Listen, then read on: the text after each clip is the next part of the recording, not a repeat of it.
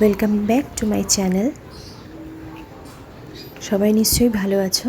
আজকে আবার একটা নতুন দিনে তোমাদের সাথে নতুনভাবে আমি ব্লগটা শুরু করলাম। আর প্রত্যেক দিন না আমি এই সকালটা বারান্দা থেকে ব্লগটা শুরু করতে ভালো লাগে। এক দুদিন একটু এদিক ওদিক হয়ে যায়। দেখো আবার আকাশটা দেখানোর চেষ্টা করছি তোমাদেরকে, একটু মেঘলা মেঘলা আছে আকাশটা। আমার না বেশ ভালো লাগে বারান্দায় এসে একটুখানি গাছ, রাস্তাটা দেখলে একটু মনটা ভালো লাগে।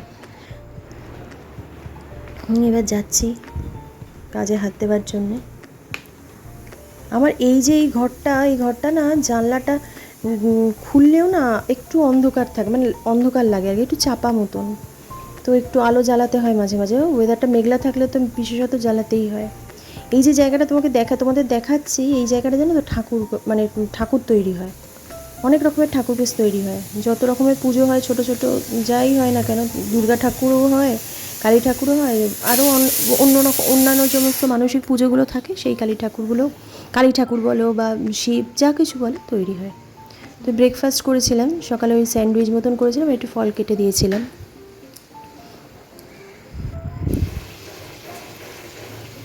ব্যাস ব্রেকফাস্টটা কমপ্লিট করে রান্নাঘরে চলে এসেছি। একটু মাছ করেছিলাম, তো মাছের মুড়ো ছিল। আর আমার মেয়ের ওই একটু মুড়ি ঘন্ট, একটু চাল দিয়ে মুড়ি ঘন্টটা করলে একটু ফেভারিট ওর আর কি, খেতে ভালোবাসে। তো যখনই মুড়ো থাকে না ভাবি যে একটুখানি মুড়ি ঘন্ট করে দিই, এতে খেতে আর তৃপ্তি করে কেউ কোনো কিছু খেলে না তখন সেটা করতেও ইচ্ছে করে। তো একটু মুড়ি ঘন্ট করেছিলাম, আর মাছের ঝোল করেছিলাম, রাত্রে ডিম করে রেখে দিয়েছিলাম। আর ডাল তো ওটা ডেলিকারি আমার থাকে, ডালটা ছাড়া আমার হাজব্যান্ডের খেতে একটু অসুবিধা হয়, ডালটা একটু ভালোবাসে।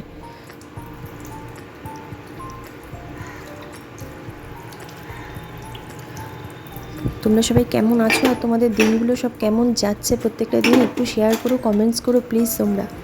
তোমাদের কোনো কমেন্টস আমি পাচ্ছি না, সেরকমভাবে লাইকও কেউ করছো না। যদি ভিডিওটা বলছি যে যদি ভালো লেগে থাকে, সামান্যও যদি ভালো লেগে থাকে, তোমরা প্লিজ কমেন্টস করো। খারাপ লাগলে সেটাও বলবে, কিন্তু অতি অবশ্যই বলবে, আমার ভালো লাগবে সেটা। আর তোমাদের খারাপ লাগবে, যে জায়গাটা লাগবে সেটা বললে কি আমি নতুন করে আবার পরের ভিডিওটাতে সেটা করার চেষ্টা করবো যেরকমভাবে তোমরা চাইছো। মুড়ি ঘন্টটা হয়ে গেছে তখন রান্না, ডালটাও কমপ্লিট হয়ে গেছে।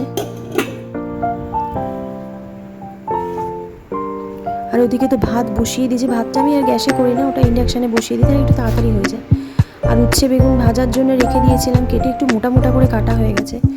ধৈর্য লাগছিল না বলে একটু মোটা মোটা করে কেটে দিয়েছি। তোমরা আবার কিছু ভেবো না কেন, এটা উচ্ছে বেগুন ভাজা করলে একটু সরু সরু করে কাটতে হয়। যাই হোক, ওই দুপুরও হয়ে গেছে, তো বারান্দায় এসে জামা কাপড়টা মেলে, আর ওই দিকের বারান্দাটা আমাদের দুটো সাইডের বারান্দা, মানে একটু ডিভিশন মতন করা আছে বাড়িটার, মানে তুমি চাইলে একটা সাইড ভাড়াও দিতে পারো। একতলাটাও ওরকমভাবেই করা আছে, একটা পোর্শন মানে এরকম যেরকমভাবে একতলাটা করা আছে দোতলাটা ওভাবেই করা আছে, কিন্তু দোতলায় কোনো পোর্শন নেই, দোতলাটা আমরাই থাকি। আর একতলায় আগে ভাড়া ছিল, এখন ভাড়া উঠে গেছে, তো চেষ্টা করছি নতুন করে ভাড়া দেওয়ার। আলু উচ্ছেটা ভাজা করছি, হয়ে গেলেই এবার খেতে দিয়ে দেবো।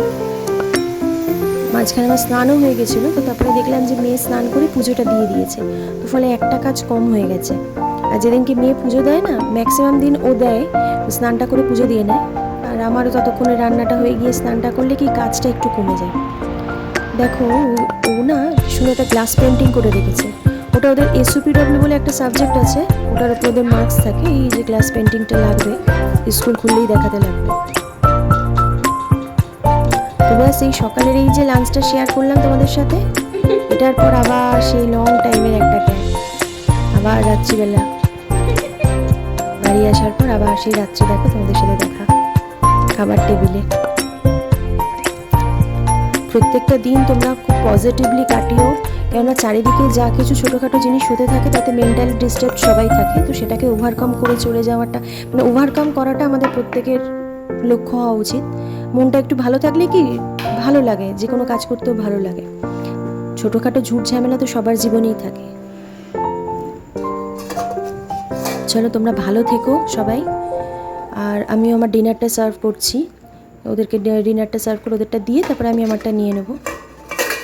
ওকে চলো, bye, good night, take care, love you all. আবার কাল দেখা হবে নতুন একটা দিন, নতুন একটা ব্লগ নিয়ে। ততক্ষণে তোমরা দেখতে থাকো। বাই।